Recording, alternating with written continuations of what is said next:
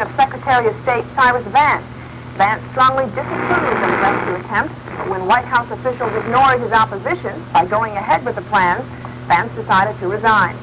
Vance was highly respected by government officials in this country and abroad, and many U.S. congressmen expressed fears that foreign governments would see his resignation as a sign that the Carter administration is falling apart.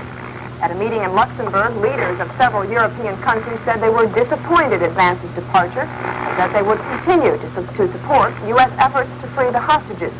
Tuesday, Carter surprised the country by nominating Maine Senator Edmund Muskie to replace Vance as Secretary of State. The Senate is expected to approve Muskie's appointment. The Iranians have another hostage crisis on their hands, but this time it's their embassy that's been seized. 3 armed Iranians forced their way inside the Iranian embassy in London on Wednesday, and they're holding 20 people hostage. The gunmen have threatened to kill the hostages and blow up the building unless Iranian political prisoners are released. The men who seized the embassy are Arabs from a southern region in Iran called Khuzestan. They want to make that area independent from the rest of Iran. While the Iranian hostage crisis appears to have no end in sight, another hostage crisis did come to an end this week. On Monday, militants in Bogota, Colombia peacefully ended their 2-month occupation of the Dominican embassy. They flew to Cuba with 12 of their hostages, including U.S. Ambassador Diego Asensio.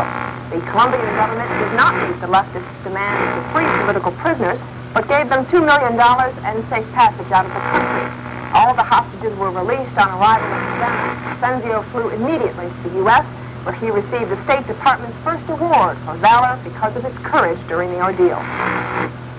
The Florida governor has declared a state of emergency in Miami as hundreds of Cuban refugees continue to pour into that area every day.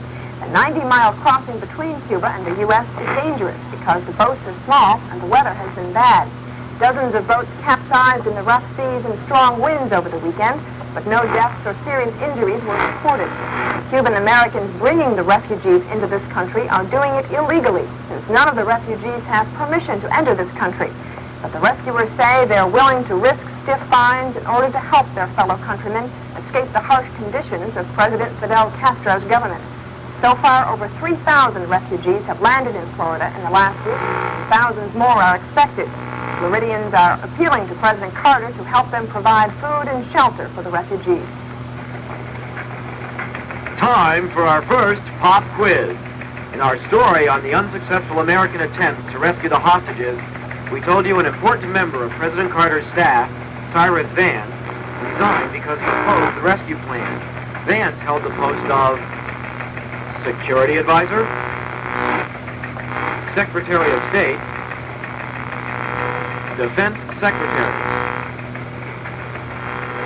And the correct answer is number 2, Secretary of State. Now it's time for the answers to last week's clue. Burt's verdict refers to the trial of former U.S. Budget Director Burt Lance. A federal jury in Atlanta acquitted Lance, or found him not guilty, on most of the charges that he violated federal banking laws. The panel of 6 men and 6 women debated for over a week, and they are still deciding about some of the charges. Red Meeting refers to the conference of 22 European Communist parties that began in Paris on Monday. For 2 days, participants discussed disarmament and détente, or peaceful relations with non-communist countries. The meeting was the first major communist gathering since an East Berlin conference in 1976.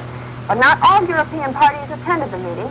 9, including those from Italy, Yugoslavia, Spain, and Romania, refused to attend the conference as a protest against the Soviet invasion of Afghanistan. Time flies refers to the feeling most of you probably felt when you woke up Sunday morning. If you thought you opened your eyes at 8, you found out it was 9 o'clock, because during the night all the clocks were set ahead 1 hour. This, of course, was for daylight savings time, and the clocks will stay ahead 1 hour until next October, when daylight savings time ends.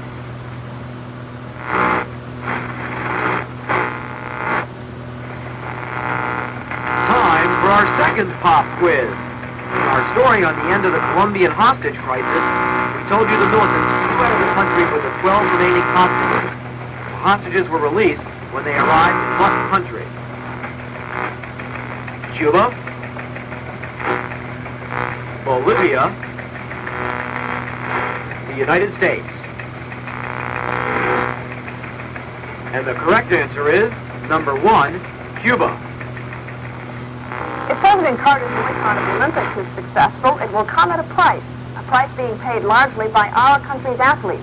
In most cases, it takes a lifetime to prepare for the Games, but in one case, at least, that's not regarded as wasted effort.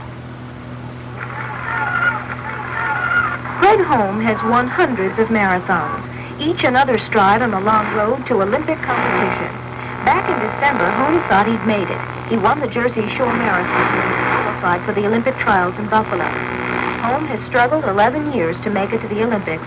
Now he must struggle for 4 more years if he wants to compete. Some people are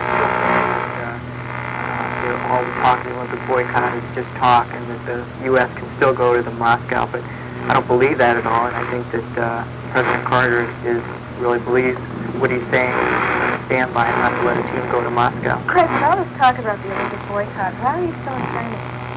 Well, I think I still have some chance for some other runs, even if the Olympics don't come off. I'd like to keep running more as a lifetime sport for me, and I'm 25 years old. I've still got quite a few years left before I think I'll peak in terms of a long-distance runner. So I'm really training for more races further down the road, Olympics or no Olympics. Home runs 15 to 20 miles a day, 7 days a week. He's getting in shape for those Olympic trials still scheduled for next month. Home says he's feeling a lot of pressure about the trials, a race held once every 4 years, the biggest in the country.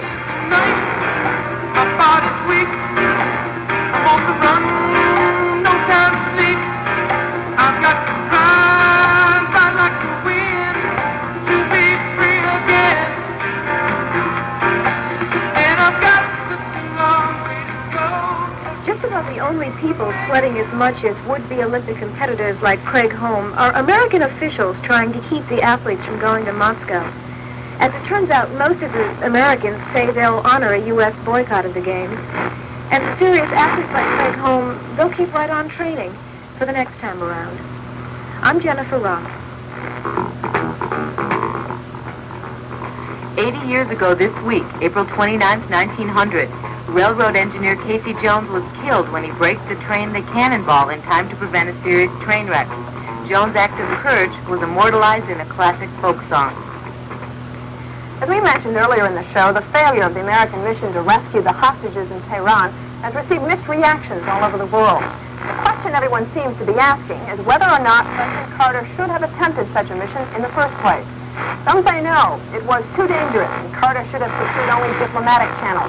They say now 8 Americans are dead, and the Iranians are even angry with the U.S., so the possibility of freeing the hostages is less likely than before. Others agree with the president's decision, saying peaceful negotiations were not working, and the rescue attempt was a better alternative than a military invasion. They say it is better to try something than not to try anything at all. And now the militants know we are willing to use force.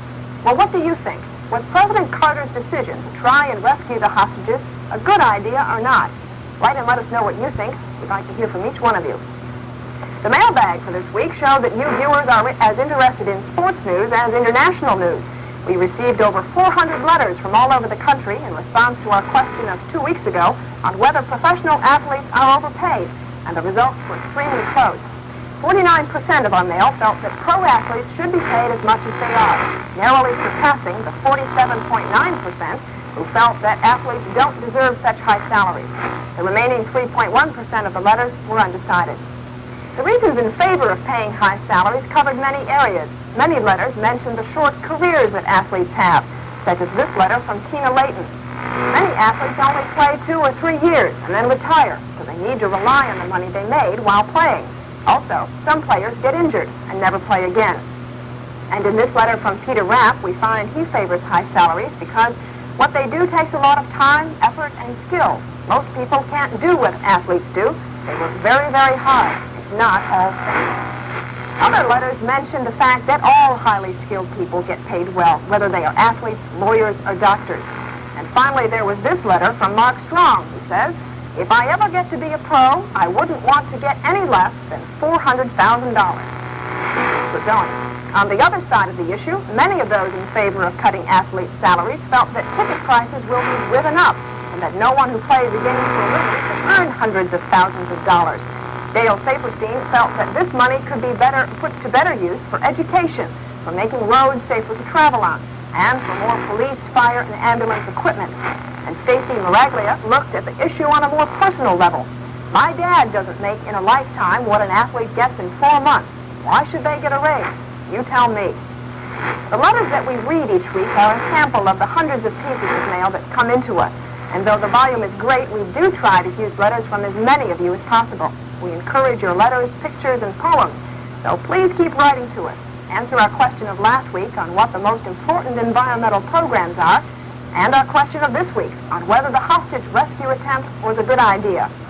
Send your letters to Assignment The World, Post Office Box 21, Rochester, New York, 14601. And now here are the clues for next week's show. F code, come again. That is obviously one of our scrambled letter clues, and we'll give you a chance to answer. F code, come again. Next clue for next week, weekend horseplay. Weekend horseplay. And finally for next week, Hikers Hit Nevada. Hikers Hit Nevada. These are clues to events we think will happen in the coming week. Good luck. And that's our show for this week. From all of us here at Assignment The World, I'm Ginny Batchelor. We'll see you next week.